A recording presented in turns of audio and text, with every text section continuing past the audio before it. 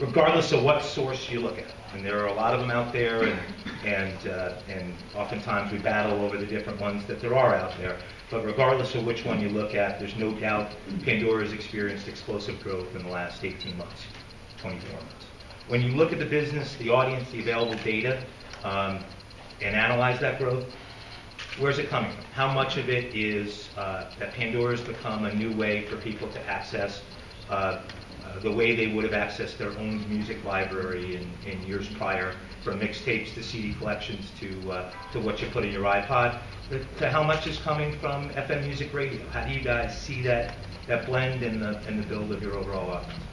Sure, and I'll just kind of go through the data points that are out there. I think that the headline is the data shows, particularly last year, that most of the growth in internet radio listening came out of AM and FM. As Lou alluded to, the reach of broadcast radio continues to be very strong, around 93%. But if you look at the time spent data, last year went down about 5%.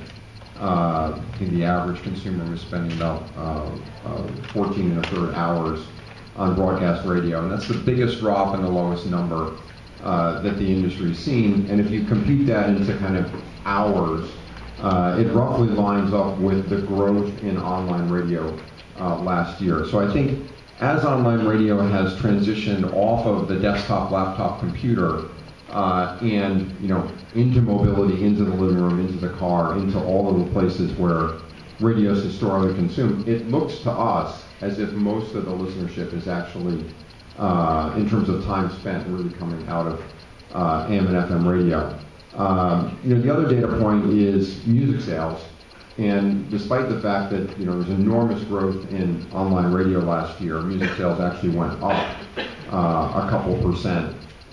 So it doesn't appear to be kind of cannibalizing. I think the great fear of the recording industry had been that this would be a substitute for purchasing music, and it was actually a very good year for the recording industry, despite being by far the biggest year of growth in online radio. And there's just NPD data that just came out in which when they ask consumers why are they buying more music, why are people who weren't buying before buying again, they cite the discovery aspect of online radio as one of the top reasons why they bought more or returned to buying. So I think that's the data that exists at this point. Obviously we'll continue to learn more, but that looks to me to be the trend.